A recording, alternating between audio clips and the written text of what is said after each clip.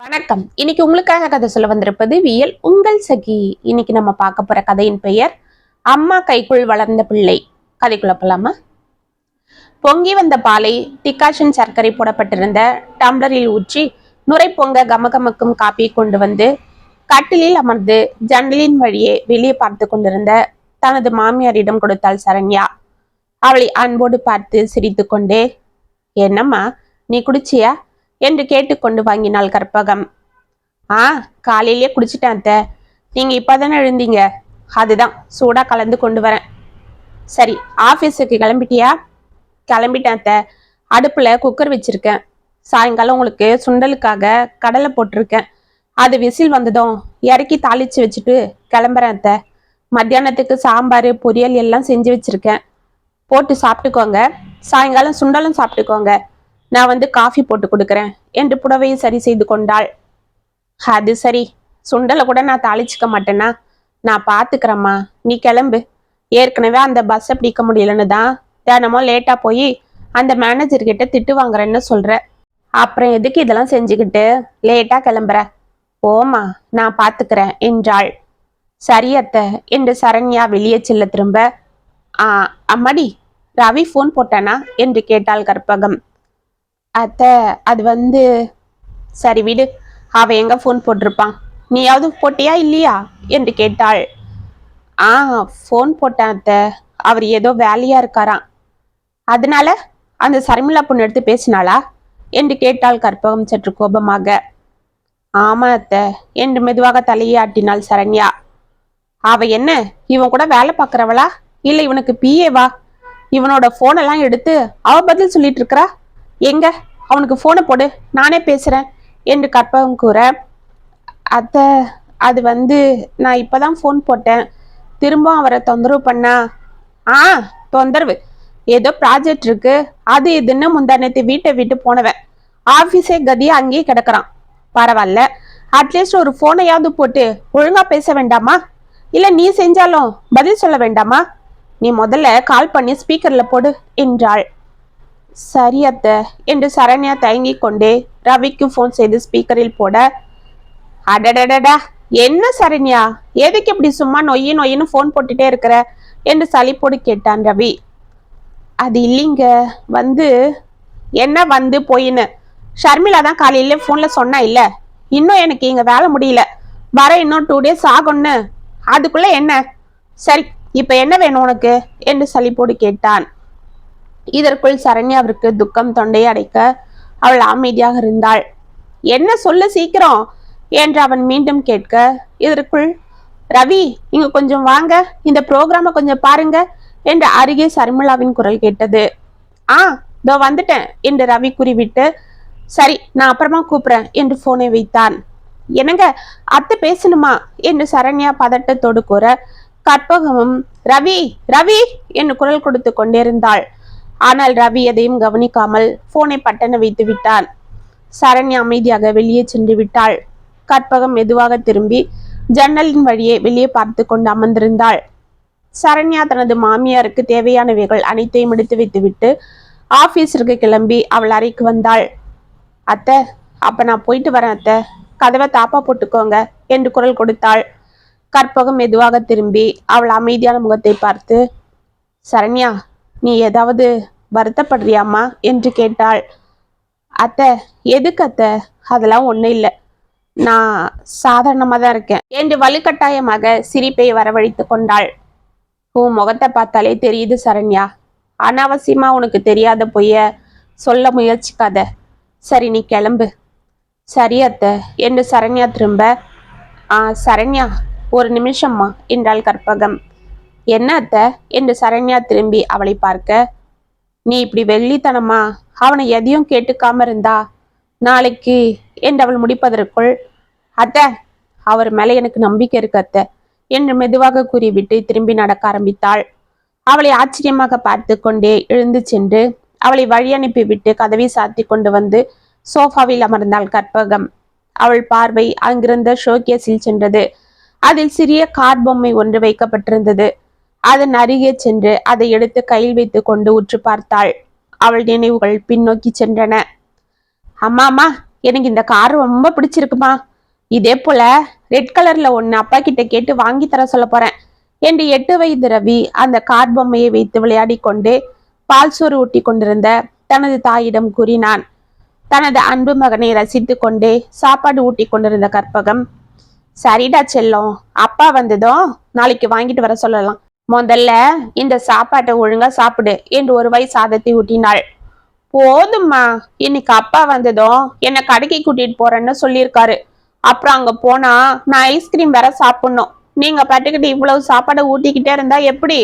பாருங்க, இப்ப என் வயிறு ஃபுல் ஆயிடுச்சு என்று தனது சட்டியை தூக்கி தொப்பையை காண்பித்தான்.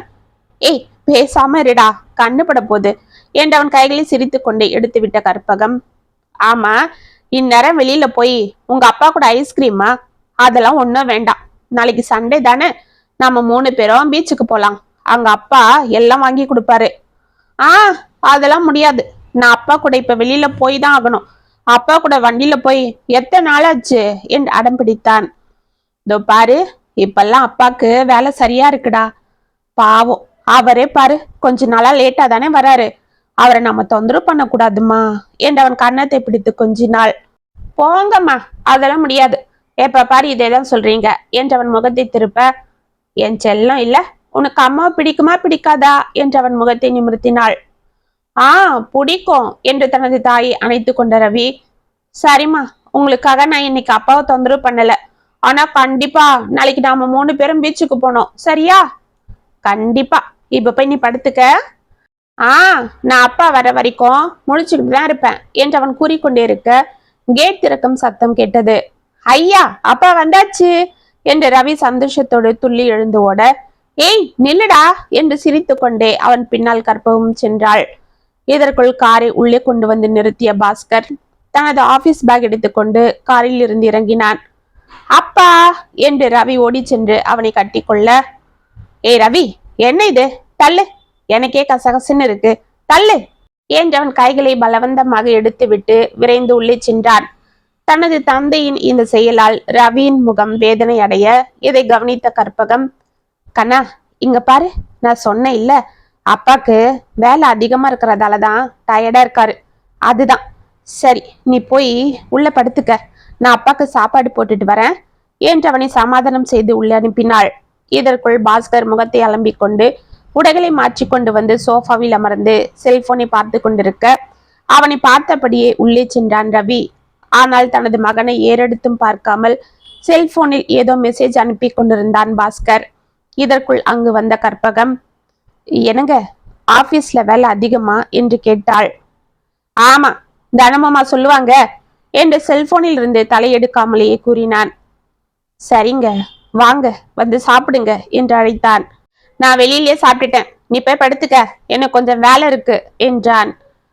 என்னங்க இது, காலையில போற மனுஷன் வேலை வேலைன்னு இன்னத்துக்கு வீட்டுக்கு வரீங்க, இங்க வந்தோம் எங்க கூட ஒரு வார்த்தை பேசாம இந்த செல்லை வச்சுக்கிட்டு உக்காந்துடுறீங்க. வீட்டுக்கும் வந்து நீங்க வேலை பார்க்கறதுக்கு பேசாம அங்கே இருந்துடுங்களேன் என்றாள் சற்று கோபமாக. டக்கன தலையை நிமிர்த்தி அவளை பார்த்த பாஸ்கர், நானும் அதை தான் யோசிச்சுட்டு இருக்கிறேன். வர வர நீ பண்ற டார்ச்சர் எனக்கு தாங்கல, அதுதான் அங்கே இருந்தலான்னு இருக்கிறேன் என்றான் கோபமாக. நான் என்னங்க உங்களை டார்ச்சர் பண்றேன்? நீங்க பொழுதோட வீட்டுக்கு வந்து 3 மாசத்துக்கு மேல ஆகுது, கேட்டா வேலை வேலைன்னு சொல்றீங்க. சரின்னு எப்பயாவது ஆபீஸ்க்கு போன் போட்டா அப்போ நீங்க பேசுறது இல்ல, உங்க போன்ல வேற யாரும் ஒரு பொம்பளை பேசுது, கேட்டா அவங்க என் அசிஸ்டன்ட்னு சொல்றீங்க. சரின்னு அதுக்கும் பேசாம இருந்தா நானே உங்களை டார்ச்சர் பண்றேன்னு சொல்றீங்க. நீங்க பண்றதெல்லாம் இதுவரை நான் ஒரு வார்த்தை கேட்டு இருப்பேனா? அதுதான் இன்னைக்கு கேக்குறியே, போதாதா? என்னங்க, என்ன இது நியாயம்? சரி, அதை விடுங்க. நம்ம குழந்தைகிட்ட இந்த 3 மாசமா நீங்க சரியா பேசியிருக்கீங்களா? பாவம் குழந்தை, ஆசையா உங்க கிட்ட பேச வந்தாலும் அவனை மூஞ்சி கட்டி அனுப்பிடுறீங்க. அந்த பிஞ்சு மனசு எவ்வளவு பாடுபடும். முன்னெல்லாம் நீங்க அப்படியா இருப்பீங்க, ஆபீஸ்ல இருந்து சீக்கிரமா வந்துடுவீங்க, வந்த உடனே அவனை தூக்கி வச்சு கொஞ்சுவீங்க, அவனை வெளியில கூட்டிட்டு போவீங்க. ஞாயிற்றுக்கிழமையில நம்ம எங்கேயாவது கோவில் சினிமான்னு போவோம். ஆனா இப்ப எதுவும் இல்லை. அந்த குழந்தை எவ்வளவு ஏங்கி போறான் தெரியுமா? ஆமா, அவன் ஏங்குறானா இல்ல அவன் சாக்கா வச்சு நீ ஏங்குறியா? இதோ பாரு, அவன் ஒன்னும் சின்ன குழந்தை இல்ல, இனியும் தூக்கி வச்சு கொஞ்சிட்டு இருக்கிறதுக்கு. அதுதான் உங்களுக்கு தேவையானதெல்லாம் வாங்கி போற இல்ல, அப்புறம் ஏன் என் கழுத்தை அறுக்குறீங்க? நீதான் தண்டத்துக்கு வீட்டுல உட்காந்துட்டு இருக்கல, அவனை கூட்டிட்டு போயேன், என் உயிரையே தான் வாங்கணுமா என்று எழுந்து உள்ளே சென்றான். கற்பகம் அவன் வார்த்தைகளினால் மிகவும் நொந்து போக மெதுவாக கண்களை துடைத்து கொண்டு உள்ளே சென்றாள். இதையெல்லாம் உள்ளிருந்து கேட்டுக்கொண்டிருந்த ரவி அமைதியாக திரும்பி படுத்துக் கொண்டான். இப்படியே நாளுக்கு நாள் பாஸ்கரின் நடவடிக்கைகள் மிகவும் மோசமாகி போக 1 மாதம் சுத்தமாக வீட்டிற்கே வராமல் ஆபீஸ் வேலை இருக்கிறது என்று கூறிக்கொண்டு வெளியிலேயே இருந்தான். கற்பகம் அவனுக்கு போன் செய்து பார்த்தாலும் பெரும்பாலும் அவன் போனை எடுப்பதில்லை. அப்படி அவன் போனை எடுத்தாலும் அதில் அவனது அசிஸ்டன்ட் கோகிலா தான் பேசிவிட்டு போனை வைத்து விடுவாள்.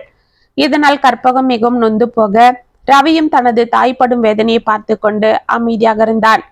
அன்று ரவியை பள்ளியில் இருந்து கற்பகம் அழைத்து வர அவன் ஐஸ்கிரீம் கேட்டு அடம் பிடிக்கிறான் என்று அவனை ஐஸ்கிரீம் கடைக்கு அழைத்து சென்றாள். ரவி ருசித்து ஐஸ்கிரீமை சாப்பிட்டு கொண்டிருக்க தனது மகனை ரசித்து கொண்டிருந்த கற்பகம் ஏதோ சத்தம் கேட்டு கண்ணாடி கதவின் வழியே வெளியே பார்த்தாள்.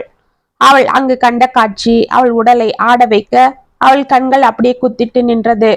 ரவியும் தனது தாய் எங்கு பார்க்கிறாள் என்று அவள் பார்க்கும் திசையை பார்க்க அங்கே பாஸ்கர் ஒரு பெண்ணின் தோளில் கையை போட்டு சிரித்து கொண்டே அவளுக்கு ஐஸ்கிரீம் ஊட்டி கொண்டிருப்பதை பார்த்து அதிர்ந்து போனான்.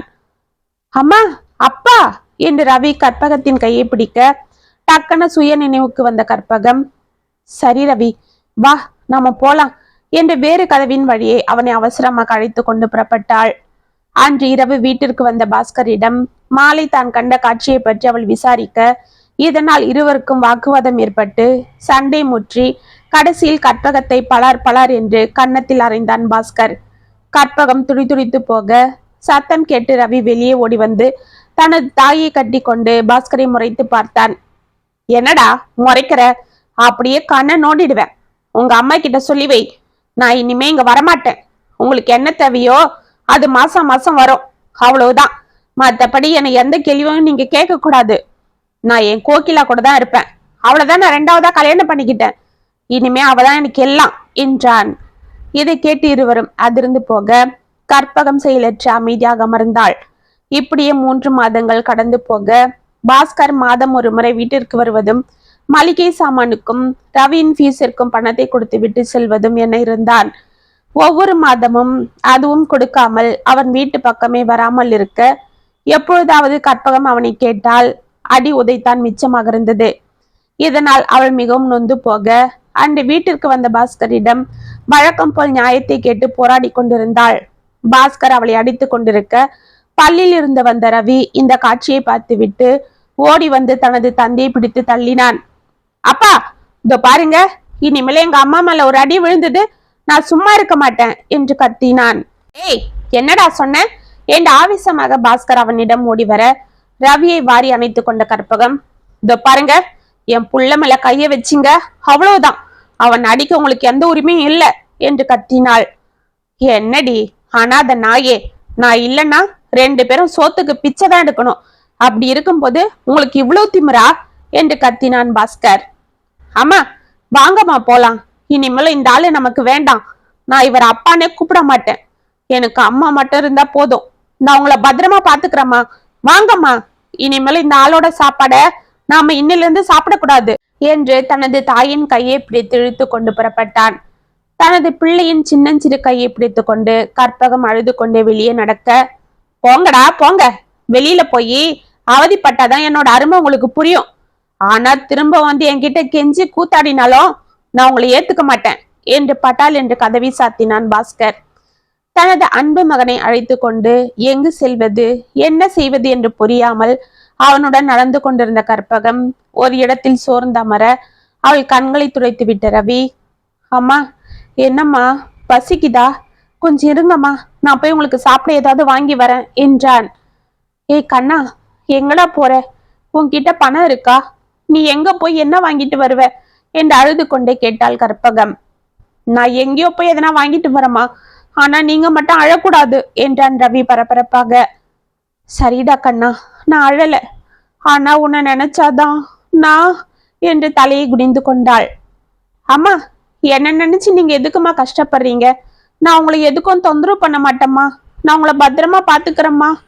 அவனை வாரி அணைத்த கற்பகம், தெரியும்டா செல்லும், தெரியும். ஆனா நல்லா படிச்சிட்டு இருந்த உன்னை இப்படி கூட்டிட்டு வந்துட்டனே. இப்ப படிப்பு இல்லாம நீ என்ன செய்வ? நான் உன்னை எப்படி அவ்வளவு ஃபீஸை கட்டி அந்த பள்ளிக்கூடத்துல படிக்க வைப்பேன்? உன் எதிர்காலத்தையும் நான் என்று அவள் கூற, அவள் வாயை தனது பிஞ்சு கையால் முடிய ரவி, ஆமா நான் படிக்கிறேம்மா, கண்டிப்பா படிக்கிறேன் என்றான். எப்படிப்பா? உங்க அப்பா அந்த ஸ்கூல்ல ஃபீஸை கட்டி உன்னை படிக்க வச்சிட்டு இருந்தாரு. ஆனா என்னால. அம்மா, அந்த பெரிய ஸ்கூல்ல படிச்சாதான் படிப்பு வருமா? கவர்மெண்ட் ஸ்கூல்ல படிச்சா படிக்க முடியாதாம்மா? என் கூட படிச்ச வருண் அவங்க அப்பாவால ஃபீஸ் கட்ட முடியலன்னு கவர்மெண்ட் ஸ்கூல்ல தான் போய் சேர்ந்தான். ஆனா இப்ப அந்த ஸ்கூல்ல படிச்சதை விட இங்க நல்லாவே படிக்கிறானா. நானும் அதே போல படிக்கிறேம்மா. அவங்க அம்மா கிட்ட சொல்லி அவங்க வீட்டு பக்கத்திலேயே நாமளும் வீடு வாடகை எடுத்துட்டு போயிடலாமா? அந்த ஆன்டி ரொம்ப நல்லவங்க, நமக்கு ஹெல்ப் பண்ணுவாங்க என்றான். அவனது அறிவாளித்தனமான பேச்சை கேட்டு மலைத்து போன கற்பகம் தனது மகனின் கைகளை பிடித்து கொண்டு வருணின் வீட்டிற்கு சென்றாள். அவர்களது நிலைமை அறிந்து வருணின் தாய் சுகுணா அவர்கள் வீட்டு பக்கத்திலேயே ஒரு சிறிய ஓட்டு வீட்டை அவளுக்கு வாடகைக்கு ஏற்பாடு செய்து கொடுக்க, அவள் பணி செய்யும் எக்ஸ்போர்ட் கம்பெனியிலேயே கற்பகத்தையும் பணிக்கு சேர்த்து விட்டாள். வருணின் தந்தை சரவணன் வருணுடனேயே கவர்மெண்ட் பள்ளியில் ரவியை சேர்த்துவிட, வருணுடன் சேர்ந்து ரவியும் நன்கு படிக்க ஆரம்பித்தான். கற்பகத்தின் வருமானம் அவர்கள் இருவருக்கும் போதுமானதாக இருந்தாலும் தனது மகனின் படிப்பிற்காக கற்பகம் வீட்டிலும் துணிகளை தைத்து கொடுத்து சம்பாதித்து கொண்டிருக்க, தனது தாயின் கஷ்டத்தை பார்த்து ரவியும் நல்ல முறையில் படித்து கொண்டிருந்தான். இப்படியே நாட்கள் உருண்டோட ரவி MCA முடித்துவிட்டு ஒரு சிறிய கம்பெனியில் பணிக்கு சேர தனது கடின உழைப்பால் சீக்கிரம் முன்னுக்கு வந்தான். தனது தாயை பணிக்கு செல்ல வேண்டாம் என்று அவன் கூற, கற்பகமும் வீட்டிலே இருந்து தனது பிள்ளையை கவனித்துக் கொண்டாள். ரவிக்கு மேலும் வேறொரு பெரிய கம்பெனியில் பணி கிடைக்க சம்பளமும் கூடுதலாக வந்தது. அந்த ஆபீஸிலேயே லோன் போட்டு ஒரு அபார்ட்மெண்ட்டை வாங்கி அதில் இருவரும் குடியேறினர். வீட்டிற்கு வேண்டிய சாமான்களை எல்லாம் ரவி ஒவ்வொன்றாக வாங்கி போட, கற்பகத்திற்கு அவனது பொறுப்பான செயல் மிகவும் சந்தோஷத்தை கொடுத்தது. தனது தாயை மிகவும் மகிழ்ச்சியாகவும் கௌரவமாகவும் வைத்துக் கொள்ள வேண்டும் என்று அவன் மிகவுமே போராடி கொண்டிருந்தான். என்றாவது ஒரு நாள் கற்பகம் அவனது தந்தையை பற்றி பேச்செடுத்தாலும் தனது தாயிடம் கோபித்துக் கொள்வான். இதனால் கற்பகம் அவனிடம் பாஸ்கரை பற்றி பேச்செடுக்காமலேயே இருந்தாள். இப்படியே நாட்கள் உருண்டோட ஒரு நாள் சரண்யாவை தான் காதலிப்பதாகவும் அவர்கள் குடும்பம் சாதாரண நடுத்தர குடும்பம்தான் என்று ரவி வந்து கற்பகத்திடம் கூற, கற்பகத்திற்கும் சரண்யாவின் நல்ல பண்பு ஒழுக்கம் அனைத்தும் பிடித்திருந்தது. சரண்யாவும் MCom படித்துவிட்டு ஒரு தனியார் கம்பெனியில் பணியில் இருந்தாள்.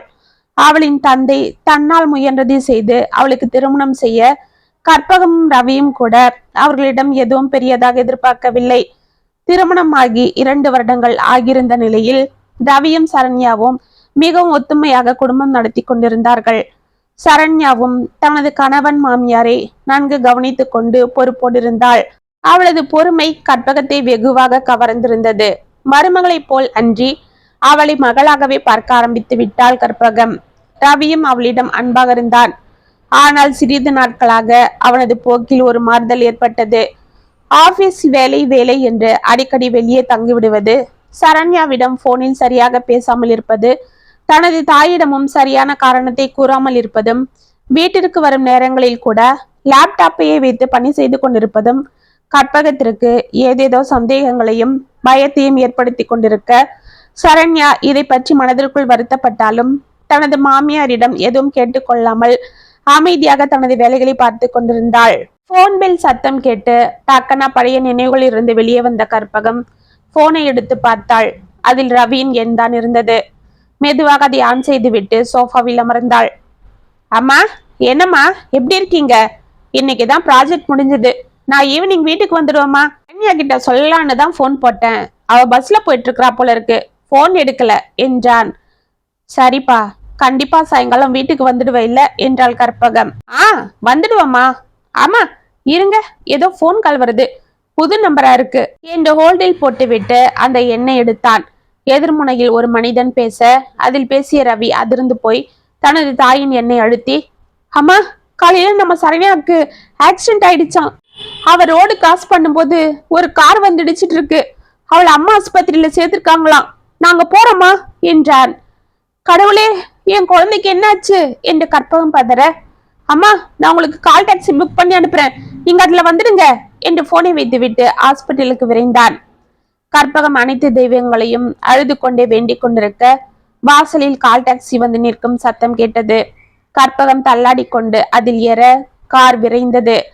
ஹாஸ்பிட்டலின் உள்ளே தள்ளாடி கொண்டு ஓடி வரும் தனது தாயை பார்த்த ரவி ஓடி வந்து அவளை பிடித்து கொண்டு கண்ணீர் வடித்தான். அம்மா, சரண்யாவுக்கு தலையில அடிபட்டு இருக்குமா, பயப்படா போல ஒண்ணும் இல்லைன்னு டாக்டர் சொல்றாங்க. என்னப்பா என்னப்பா சொல்ற? என் குழந்தைக்கு எப்படி அடிபட்டுதான்? காலையில என்கிட்ட நல்லா தானே பேசிட்டு போனா. ஆனா அப்போ முகமே சரியில்லை. பாவம், இந்த சின்ன பொண்ணு மேல வண்டி ஏத்திருக்கானே அந்த சண்டாள என்று பதறினாள் கற்பகம். அம்மா, பதறாதீங்க. அந்த கார்கார மேல எந்த தப்பும் இல்லை. நம்ம சரண்யா தான் ஏதோ கவனம் இல்லாம சிக்னல் போட்டு இருக்கிறத கூட கவனிக்காம ரோட கிராஸ் பண்ணியிருக்கா. அதனால தான் என்றவன் கூறிக்கொண்டிருக்க, கடவுளே என்று மயங்கி சாய்ந்தாள் கற்பகம். 1 மணி நேரம் கழித்து அவள் கண்களை மெதுவாக திறக்க ஹாஸ்பிட்டல் கட்டிலின் கற்பகத்தின் அருகே கவலையோடு அமர்ந்திருந்தான் ரவி. கற்பகம் கண்களை விழித்து அவனை பார்த்து, என் மருமக எப்படி இருக்காப்பா என்று மூச்சு வாங்க கேட்டாள். அவளுக்கு இப்போ ஒன்றும் இல்லைம்மா, நல்லா எழுந்துட்டா. அந்த ரூம்ல தான் ரெஸ்ட் எடுத்துட்டு இருக்கிறா.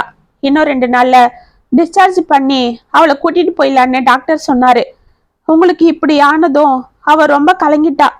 நான் சொல்ல சொல்ல கேட்காம உங்களை வந்து பார்த்துட்டு இப்பதான் போனா என்றான் ரவி. அப்பா ரவி, சரண்யா ரொம்ப நல்ல பொண்ணுப்பா. ஆனா அவளை நீதான் காயப்படுத்துற. அதனாலதான் இன்னைக்கு இந்த நிலைமை ஏற்பட்டது என்றாள். அம்மா, என்னம்மா சொல்றீங்க? நான் அவளை காயப்படுத்துறேனா? என்னாலதான் அவளுக்கு ஆக்சிடென்ட் ஆச்சா என்று அதிர்ந்து கேட்டான் ரவி. ஆமாப்பா, அதுதான் நிஜம். ஏதோ நம்ம செஞ்ச புண்ணியத்தால தலைக்கு வந்தது தலைப்பாகையோட போச்சு. இல்லைன்னா இந்நேரம் என்ன ஆகி இருக்குமோ. ஆனா இனியும் நீ தொடர்ந்து இப்படி நடந்துக்கிட்டா கண்டிப்பா அதுவும் நடக்க வாய்ப்பு இருக்கு என்றாள் கற்பகம். அம்மா, என்னம்மா சொல்றீங்க? எனக்கு ஒன்றும் புரியலையே. ரவி, கொஞ்ச நாளா உன்னோட போக்குல நிறைய வித்தியாசங்களை நான் பாக்குறேன். உங்க அப்பா போலவே நீயும் நடந்துக்க ஆரம்பிச்சிட்டு இருக்கிற. அம்மா, என்ன சொல்றீங்க? ஆமாப்பா, ஆபீஸ்ல இருந்து நேரத்துக்கு வீட்டுக்கு வரதில்ல. வேலை வேலைன்னு அங்கேயே 2-3 நாள் தங்கிடுற. அம்மா, அது எனக்கு ஆபீஸ்ல ப்ராஜெக்ட் இருக்குமா. நான் தான் அந்த ப்ராஜெக்ட் மேனேஜர். சரிப்பா, உனக்கு 1000 வேலை இருக்கலாம். ஆனா வீட்டுல உன்னை நம்பி ஒரு ஜீவன் இருக்கு இல்ல, அதுவும் உன்னோட பொறுப்பு தானே. ஆபீஸ்ல நல்ல பேர் வாங்கவும் அவங்களுக்கு லாபத்தை ஏற்படுத்தி கொடுக்கவும் நீ கஷ்டப்படுறத நான் தப்புன்னு சொல்ல வரல. ஆனா இதெல்லாம் நீ யாருக்காக செய்யறியோ அவங்க சந்தோஷமா இருக்காங்களான்னு நீ தெரிஞ்சுக்க வேண்டாமா? சொல்லு. உங்க அப்பாவும் முதல்ல இப்படிதான் வேலை வேலைன்னு ஆபீஸ்லயே தங்க ஆரம்பிச்சாரு. அப்ப அவருக்கு உதவியா இருந்த பொண்ணு கூட அவருக்கு பழக்கம் ஆச்சு. புது பழக்கம் இல்ல, அந்த போதைக்கு உங்க அப்பா அடிமை ஆயிட்டாரு. ஒன்னை விட ஒன்னு எப்பவும் பெட்டரா தான் தோன்றது போல உங்க அப்பாக்கு பழைய சோரனை நான் கசந்துட்டேன். ஆனா புது நட்பு அவருக்கு பிடிச்சு போச்சு. அதுக்கப்புறம் நான் அவருக்கு தொல்லையாயிட்டேன். அப்புறம் உன்னையும் வெறுக்க ஆரம்பிச்சிட்டாரு. அதனோட விளைவு எங்க கொண்டு வந்து நம்மள நிறுத்துச்சுன்னு உனக்கே நல்லா தெரியும். அம்மா, நான் அப்படிலாம் இல்லம்மா. இல்ல கண்ணு, முதல்ல எல்லாமே தெரியாம தான் ஆரம்பிக்கும். அப்புறம்தான் அதனோட தாக்கம் அதிகமாகும். நீ வேலையா இருந்த சரி, ஆனா உன் போன்ல எதுக்கு அந்த பொண்ணை பேச விடுற? அந்த அளவுக்கு என்ன ஒரு கல்யாணம் ஆன ஆணுக்கு ஒரு பொண்ணோட நெருக்க வேண்டியிருக்கு? அம்மா, நான் அப்ப வேலையா இருந்தேன், அதனால அவ பேசினா. அப்ப கூட நான் போனை என்கிட்ட கொடுன்னு தான் சொன்னேன். ஆனா அவ தான் கேட்கல. அவ என்னோட கொலிக்மா, கூட வேலை பாக்குறவ. தப்பெல்லாம் இல்லப்பா. நீ என்ன சொன்னாலும் நான் இதை ஒத்துக்கவே மாட்டேன். கல்யாணம் ஆனாலும் சரி ஆகலன்னாலும் சரி, ஒரு பெண்ணுக்கு தான் இந்த சமுதாயம் 1008 கண்டிஷனும் கட்டுப்பாடுகளும் விதிக்குது. ஆனா ஆண்களுக்கு அதுல எந்த பங்குமே கொடுக்கறது இல்ல. அதனாலதான் ஆம்பளைங்க எல்லாம் இதுல இருந்து ஈஸியா தப்பிச்சிடுறீங்க. எல்லா பழியும் பாவம் பெண்கள் தான் சுமக்குறாங்க. இப்ப கூட பாரு, நீ அந்த பொண்ணை பேச சொல்லிட்ட. அந்த பொண்ணும் அதை அட்வான்டேஜா எடுத்து பேசிட்டா. ஆனா இத உன் மனைவியால தாங்க முடியுமா? சொல்லு. அவ்வளோ ஏன், இது அப்படியே மாத்தி யோசி. நம்ம சரண்யா போன்ல ஒரு ஆம்பளை பேசி உனக்கு பதில் சொன்னா நீ ஒத்துப்பியா? சொல்லு. அவன் மேல உனக்கு சந்தேகம் வராது? அவன் கூட வேலை பார்க்கறவன் தான்னு சொன்னாலும் உன் மனசு அதை ஏத்துக்குமா? சொல்லுப்பா, உனக்கு ஒரு நியாயம், அவளுக்கு ஒரு நியாயமா? அந்த அப்பாவி எதையும் கேட்டுக்க மாட்டேன்றான்னு நாம நம்ம இஷ்டத்துக்கு நடந்துக்க கூடாதுப்பா. அது கடைசியில எந்த எல்லைக்கு வேணும்னாலும் விட்டுடும். அதுக்கு எக்ஸாம்பிள் தான் இந்த விபத்து. அந்த அப்பாவி பொண்ணு எல்லாத்தையும் மனசுல போட்டு அடக்கிக்கிட்டு தனக்கு தானே தண்டனையை அனுபவிச்சுக்கிறா. ஆனா இதே இடத்துல வேற ஒரு பொண்ணு இருந்தா இந்நேரம் நீ நிம்மதியா இருந்திருப்பியா? இல்ல நம்ம குடும்பம் தான் நல்லபடியா நடக்குமா? சொல்லு. ஒரு பொண்ணு தன் புருஷன் கிட்ட அடி உதைய கூட தாங்கிப்பா. ஆனா அவன் தன்னை அலட்சியப்படுத்துறத தாங்கிக்க மாட்டா. நீ வேலையா வெளியில இருக்கிற சரி, நான் தப்பு சொல்லல. ஆனா போனை எடுத்து அவகிட்ட அன்பா ஒரு 2 வார்த்தை பேசிட்டு அவளை சாப்பிட்டியான்னு விசாரிச்சுட்டு அப்புறமா பக்குவமா உன் நிலைமைய சொல்லி புரிய வைக்கணும். அப்ப பாரு, அவளும் உன்னை புரிஞ்சுப்பா. உன்கிட்ட அவளுக்கும் அன்பு பாசம் அதிகமாகும். அவளுக்கும் உன் மேல நம்பிக்கை வரும். ஒருத்தருக்கு ஒருத்தர் நல்ல புரிதலோட இருப்பீங்க. எத்தனை குடும்பங்கள்ல இது போல புருஷனை பொண்டாட்டியும் வேலைக்கு போறாங்க. அவங்க இப்படி ராப்பகலா ஆபீஸ்லயே தங்கி வேலை பார்த்திருக்காங்க. எல்லாருமா இப்படி சண்டை போட்டுக்கிறாங்க? இல்ல மன அழுத்தத்தால பாதிக்கப்பட்டு விபத்துக்கு ஆளாறாங்க? அங்க நல்ல புரிதலோட அவங்க நடந்துப்பாங்க. அதனாலதான் இந்த மாதிரி ஆபத்துலாம் அங்க தடுக்கப்படுது. நீங்களும் இனிமே அப்படிதான் இருக்கணும். எந்த ஒரு தப்புமே ஆரம்பத்திலேயே சரி செய்யப்படணும். அதை வளர விட்டா அப்புறம் நாம தான் அதனோட பலனை அனுபவிக்கிறது போல ஆகிடும். நீ அம்மா கைக்குள்ள வளர்ந்த புள்ள, உனக்கு அதிகமா நான் சொல்ல வேண்டியது இருக்காது. கிணத்துல இருக்கிற தண்ணி தானே, எப்ப வேணாலும் எடுத்து குடிச்சுக்கலான்னு வீட்டு பொம்பளைங்களை அலட்சியப்படுத்தாதீங்க. அந்த கிணத்தை பயன்படுத்தாம தூர்வாராம விட்டா அப்புறம் அது காஞ்சி இறுகி போயிடும். அப்புறம் அந்த கிணத்துல தண்ணியும் இருக்காது, திரும்பவும் சேராது. அது போலதான் பொம்பளைங்க மனசும். அதை அப்பப்ப சந்தோஷப்படுத்தி அன்போட உண்மையோட பாசத்தோட பத்திரப்படுத்தி வச்சுக்கணும். அப்பதான் குடும்பம் நல்லா இருக்கும் என்றாள் கற்பகம். அம்மா, நான் தப்பு பண்ணிட்டப்பா. ஏன் மனைவி தானே, என்னை விட்டு எங்க போயிட போறான்னு நானும் அவளை அலட்சியமா நினைச்சிட்டேன். ஆனா பாவம், அவளுக்கும் ஒரு மனசு இருக்கு, அதுல எல்லா உணர்வுகளும் இருக்குன்னு நான் நினைக்கல. இனிமே என் சரண்யாவை நான் பத்திரமா பாத்துக்கிறேம்மா என்றவன் கற்பகத்தின் கையை பிடித்து கம்மிய குரலில் கூறி கொண்டிருக்க, இதையெல்லாம் வாசலில் இருந்து தலையில் கட்டோடு கேட்டுக்கொண்டிருந்த சரண்யா கண்களை துடைத்து கொண்டாள். அப்பொழுது பின்னால் யாரோ வந்து நிற்பது போல் சத்தம் கேட்க டக்கென திரும்பினாள்.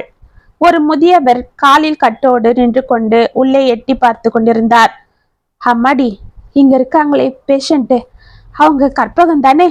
அவங்க பையன் ரவி தானே என்று கேட்டார். ஆமா, நீங்க என்று சரண்யா ஆச்சரியத்தோடு கேட்க, இதற்குள் சத்தம் கேட்டு ரவி எழுந்து வெளியே வந்தான். என்ன சரண்யா, இங்க என்ன பண்ற? யார் கூட பேசிட்டு இருக்கிற என்று அந்த முதியவரை உற்று பார்த்தான். அவன் கண்களை அவனால் நம்ப முடியவில்லை. பாஸ்கர் ஒரு காலில் கட்டோடு நிற்க முடியாமல் வாக்கிங் ஸ்டிக்கை வைத்துக் கொண்டு தள்ளாடி கொண்டு நின்று கொண்டிருக்க, அவர் முகம் வாடி வதங்கி சோர்ந்து போய் உடலும் மெலிந்து கோரமாக காணப்பட்டார். அப்பா, நீங்களா என்று ரவி தடுமாற, ஐயா ஐயா, என் ராசா ரவி என்று குரல் கம்ம பதறிக்கொண்டு அவன் அருகில் தள்ளாடி கொண்டு வந்தார். இதற்குள் அங்கு வந்த ஒரு இளைஞன், அப்பா, உங்களுக்கு வேற வேலை இல்ல, எப்ப பாரு எங்கேயாவது போய் நின்னுகிட்டு உங்களை எங்கெல்லாம் தேடுறது? எதுக்கு எழுந்து வெளியில வந்தீங்க? முதல்ல உங்களை டிஸ்சார்ஜ் பண்ணி வீட்டுல கொண்டு போய் தள்ளணும். இந்த அம்மா வேற வீட்டுல இல்லாம கிளப் மத சங்கன்னு போய் உக்காந்துக்கிட்டு உங்களை ஏன் தலையில கட்டிட்டு போயிடுறாங்க என்று அவரை பிடித்து தரத்தரவனை இழுத்து சென்றான். அவர் வலியால் தள்ளாடி கொண்டு அவன் பின்னால் செல்ல, ரவி அவரை அதிர்ந்து பார்த்து கொண்டு அமைதியாக நின்றான். என்னங்க, யாரு இவரு? உங்களை கரெக்டா ரவின்னு சொல்றாரு, அத்தைய கூட சரியா சொல்றாரு என்று சரண்யா ஒன்றும் புரியாமல் கேட்க, அவளை ஒரு தரம் அன்போடு திரும்பி பார்த்து அணைத்து கொண்டு உள்ளே சென்றான். இத்துடன் அம்மா கைக்குள் வளர்ந்த பிள்ளை கதை முற்றும். உங்களுக்காக எழுதின இந்த கதை உங்களுக்கு பிடிச்சிருந்தா கமெண்ட்ஸ்ல சொல்லுங்க, லைக் பண்ணுங்க, ஷேர் பண்ணுங்க, மறக்காம சப்ஸ்கிரைப் பண்ணிக்கோங்க. மீண்டும் நாளைக்கு வேற ஒரு சுவாரஸ்யமான கதையோட உங்களை சந்திக்கிறேன். அது வரைக்கும் இணைப்பிலே இருங்க. இப்படிக்கு வியல் உங்கள் சகி.